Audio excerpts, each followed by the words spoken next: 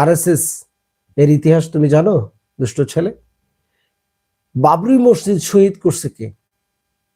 বাবরি মসজিদ শহীদ করছে কে? আরএসএস এর নেতৃত্বে শহীদ হয়েছে।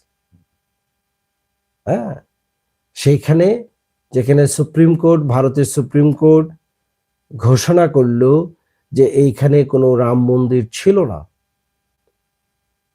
ঐতিহাসিকভাবে যেটা সত্য, সেই সত্যকে রায় দিয়েছে সুপ্রিম কোর্ট। সেই রায়ের বিপরীতে যে সেই উগ্রবাদী আরএসএস এর নির্দেশনা এবং অন্যান্য চরমপন্থী হিন্দু সংগঠনের নির্দেশনায় সেই বাবরি মসজিদ শহীদ করা হয়েছে। দেখো আজকে কলকাতায় মুর্শিদাবাদে একটি বাবরি মসজিদ হচ্ছে এবং বাংলাদেশে একটি বাবরি মসজিদ হচ্ছে।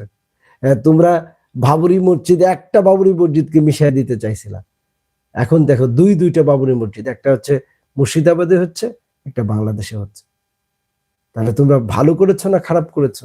ইতিহাসকে কখনো মুছে দিতে